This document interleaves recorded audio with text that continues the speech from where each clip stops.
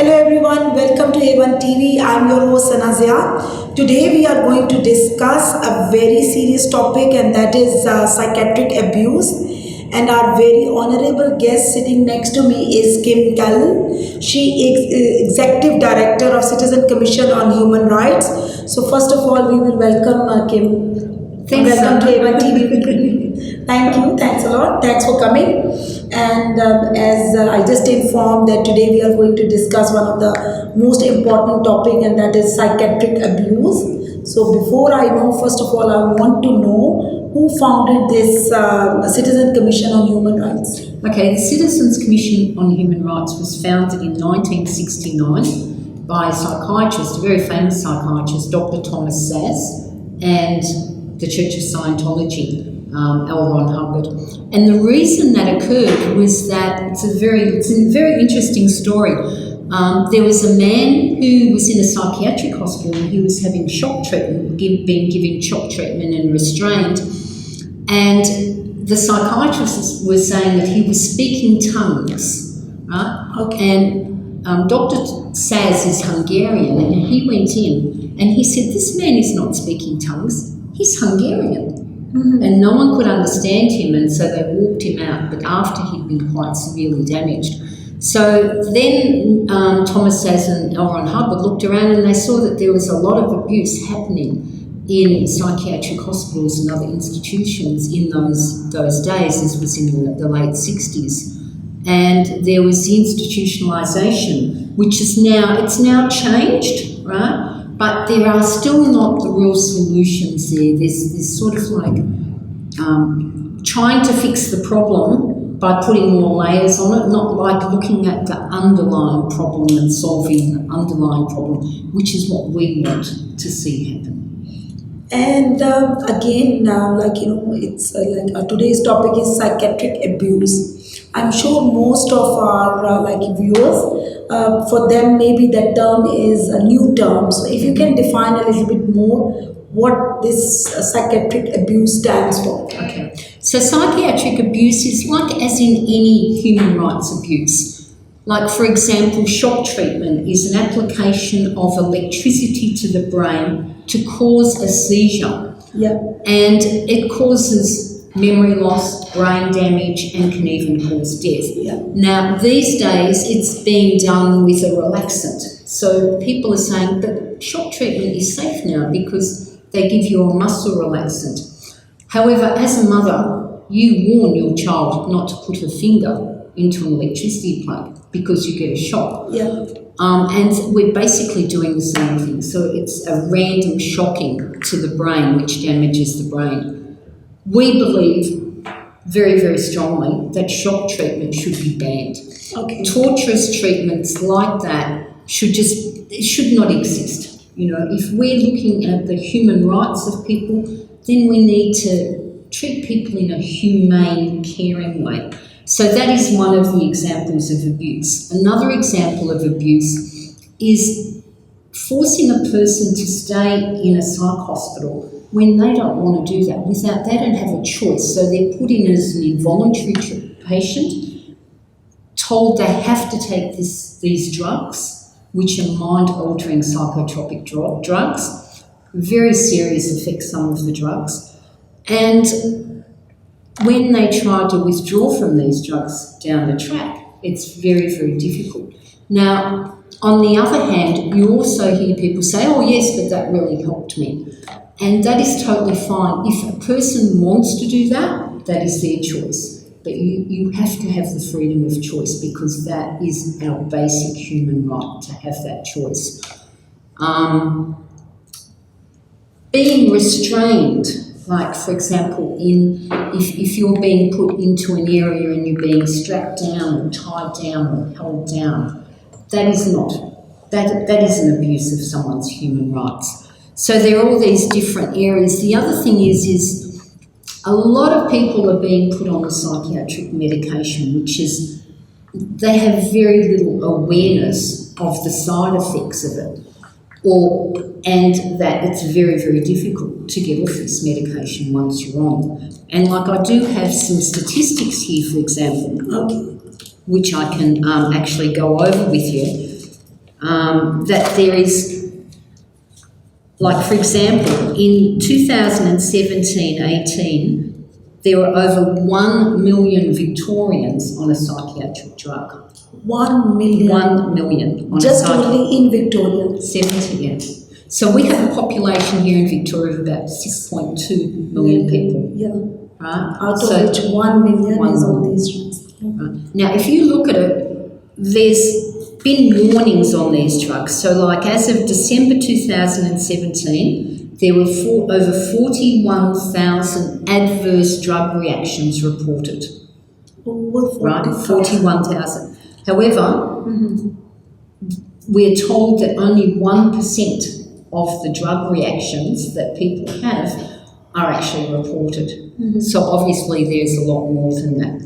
Then when you it's quite scary actually, because when you look at the fine print on these drugs, you see that some of these drugs cause suicidal or homicidal thoughts. Right? You can have dizziness and heart failure and all these sorts of things, but if you have a drug that's been given to you and right down on the bottom it says possible suicidal thoughts or homicidal thoughts, are you going to give this drug to your child or your pregnant sister or your mother or father? No. Right?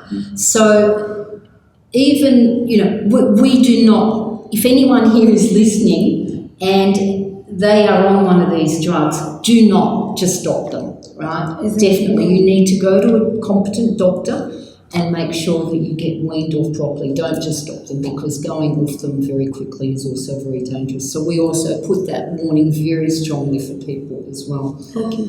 So it's quite scary, and there's been 67 of these warnings issued by our regulatory organisation, the Therapeutic Goods Administration here in Australia, against these drugs.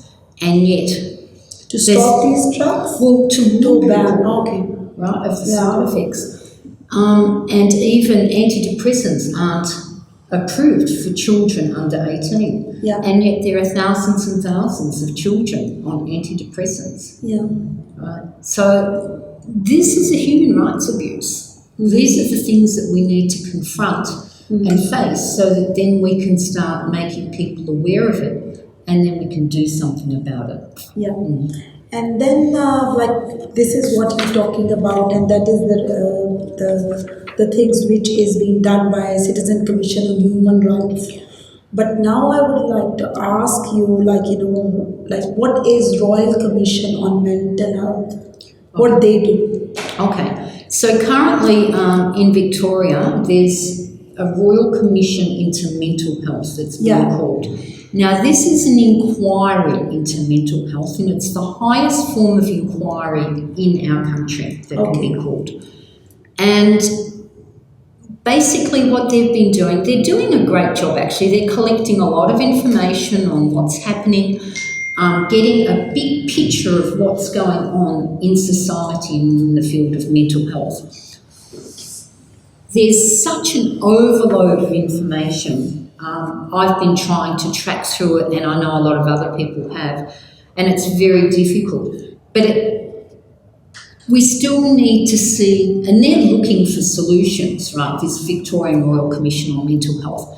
But we need to we the people of Victoria and Australia, we need to let them know the different areas that we want to see changed. Okay. For example, we want to have accountability, right? So currently in Victoria, in all states of Australia and all countries in the world, there's mental health acts. Yeah. And in Australia, there's a different mental health act for each of our states. Yeah. In Victoria, in our mental health act, ours is the only one where there is no accountability for psychiatrists. Is it? It is. It's the only one. Only in Victoria there is no accountability. No accountability. There's no fines. In other states there are. In other states there are. Right? Like in Western Australia, for example, if there's a penalty of 2 years imprisonment and a fine if shock treatment, is administered to anyone younger than 14. Oh. However, in in Victoria, that is not the case. Oh, okay. Right? So these guidelines that they have, the Victorian Mental Health Act, they would stick to that to a degree, but if they are violated, the people have no accountability, and that's a human rights abuse, not to have accountability for your doctor or service provider. So you are demanding that accountability from your platform. That's right, we are demanding accountability. Do you know there's a Victorian Animals Act, right? If you are cruel to an animal, you can be fined up to $40,000 or $80,000. Oh, okay. 2 years imprisonment. However, for a person under the Mental Health Act, that's not the case. Right? So there's no accountability. So that is definitely one of the things that we really want to see happen. Okay? And the thing is like people don't realise that for all the money and all the talk that psychiatry does, there's no cures. So a person who becomes a psychiatric patient, they're given a label, they're told they're, bipolar or depressed or whatever. You'll often find 10 years down the track, they're still on the same bipolar, schizophrenic, whatever it is. So it's like if you have a heart condition and you go to the doctor, you get the right medication or the right diet or the right exercise or whatever you need to handle that, right? You're not known as a heart patient 10 years down the track, right? However, in this arena of mental health, unfortunately, that appears to be the way it is that a person, once they're a psychiatric patient, is always a psychiatric patient. Oh, okay.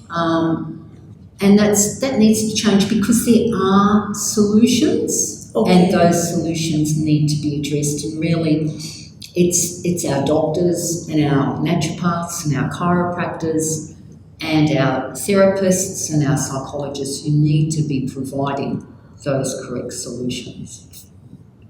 But when we said that, if you have any psychiatric issues, you need to go to any psychologist, any psychiatrist, and I think they are trained enough. So now, how do I know who is right and who is wrong? It's a big question mark. I know. It is. Yeah. The first thing that we recommend, and it's here on our alternative section, people do have problems. There's no doubt that children have problems, that adults have problems. There's no doubt people get depressed or they feel stressed out. I know there are huge problems that people have, and sometimes very, very severe. Yeah. Right? However, if a person at that first point, they had a full medical check, and you totally eliminate all causes, because there's so many chemicals and toxins in our environment. There's there's copper pipes in our houses can cause depression. There's so many environmental factors, emotional problems, like a child, for example, if they're transitioning from primary school to high school, it's very stressful. What are they doing? They're going through puberty, their hormones are changing, right? They don't understand what's happening. So we need to be able to explain to them what's happening, not that they've got a mental illness because this is happening, but this is a normal thing to go through puberty. It's normal to have highs, it's normal to have lows. And I think we're just, making it so everyone has a mental illness. The psychiatrists are saying 1 in 5 people will have a mental illness. And honestly, from where I sit, that's what I see that's been created. Yeah. And then as a CCHR, what do you think, what should be done and how? That's a big question. That's a big question, oh my gosh. What should be done? First, we need to make people aware of the issue. Okay. We need to be able to trust the people that are caring for us. So I need to know that If I have emotional problems and I get upset and I start feeling depressed, I need to trust the person that I go to help me. And I need to know that that person's going to be competent and there's a solution for the problem. And they're not just going to put me on a drug that I'm going to be addicted to for the next 5-10 years, you know. I need to know that that person has done all they can to find out, well, what's my underlying, is there an underlying condition? Like, for example, maybe I have a tumour growing that I don't know about, which can cause that. Yeah. Or maybe I have, a heart condition, or my menopause is coming, or you know what I mean? There is so many different things, and there's over 50 medical conditions that can manifest as a mental condition. Mm-hmm. So if they are eliminated, totally eliminated, if a person goes psychotic, put them in a calm, safe environment, you know, give them a chance to actually chill out and get their space back. You know, step back from it a little bit. You know, there are lots of solutions. There are a lot of people doing fantastic things. I would like to see mental health refuges set up. Mm-hmm. So people who have been diagnosed with a mental illness, they can go to a refuge, they can actually be looked after, they can gradually be weaned off the medication, they can be taught the life skills they need, they can be given the help that they need, the proper nutrition, the proper care. But that's for the doctors to do. You know, that's for the doctors to do, and the naturopaths and the chiropractors and those people who have got that knowledge. I'm not a doctor. Yeah. Yeah, I do understand that. And then I think you just talk about that it is really important that we raise awareness. Mm-hmm. And I think for this, you are going to do an event. So you can share the details with our viewers. Yes. They might want to come and absolutely. Well, we're on Thursday night, this Thursday night, the 1st of August, we have an event. Okay. And it's a special awards and briefing night because we've had a lot of people who have helped us do what we're doing so far. Yeah. One of the things is we've had this flyer that we've put out. Okay. Which is a fact sheet with all the information. Okay. We're updating this at the moment. We've put out 20,000 of these into the community. Oh, that's good. Yeah, plus, onto the website and, lots of other areas as well. Yeah. And is it just only in English or in other languages as well? I would love it to go out in other languages. I would just need to get someone to translate it for me. Right, well, we could certainly have that done and get that done. Yeah. So we have this awards night and briefing on Thursday night, and is this a free event? It is a free event. Question. Yeah. It is a free event, and we have parking. We have dinner, but we need to know if you're coming. So free dinner, free parking, and free parking, free dinner, free event. Yeah. So chance to meet this wonderful lady. Maybe you could be interviewed. Yeah, we are here. We are attending that thing because I think this is it's a very important topic, and everyone needs to know either you are a patient or you are not a patient. Still, you are part of that community. Absolutely. So, for to be a part of that community, you need to be aware of it. What's going on and all that. That's I think for all the parents, it's really important. Absolutely, because there's a lot happening in schools at the moment as well that needs to be addressed, and that's a whole new area that we need to look at. So 1300 085 995. Okay. And you can email info at cchrvictoria.org.au, and it's 231 Mount Alexander Road, Ascot Vale. 6:30 p.m. 6:30 p.m. So finally we got the address as well. Is booking required? Like before I come in, RSVP is required? Yes, please, because we are catering. Okay. And because it's a private event, we do reserve the right to refuse admittance. Yeah. Because we're working with people, like-minded people who want to actually do something to solve the situation. We don't want to, if there's someone out there who's just coming to disrupt, well, we would ask them to leave, and that would be totally within our rights to do that. But I think it's really important that you will come and be part of this beautiful event. And that is on, again, I want to repeat, Thursday, 1st of August at 6:30 p.m. And for if you need any details and all that, again, the number is 1300 085 995. And I also share the details on our Facebook page as well. So anything before we wrap up the program, anything, if you have any message for our viewers? If anyone wants any more information, you can get onto our website and we will send you whatever information you desire. This fact sheet is on our website. We can also, if someone has been abused by psychiatry and would like to make a report, then they can also do that on our website. And of course, if they would like to contribute to us, we do have memberships as well. Oh, okay. Yeah. So anyone can be your member as well? Absolutely. Anyone can come along. And again, if anyone want to be the member, do they have to pay anything? Or to be a member for CCHR, it's a $180 annual membership. Okay. But we would like you to come along and be part of the group anyway. Yeah. You don't have to become a member. Yeah. Oh, okay. Oh, that's good. And I think today, we discussed one of the very important topic which need to be discussed. Again, on behalf of A1 TV, I would like to say thank you, Kim. Thanks for your time and thanks for coming. And thank you very much for having us. Yeah. It was really fantastic. Looking forward to see your event. Looking forward to you being there and your family. Thank you. Okay, thank you.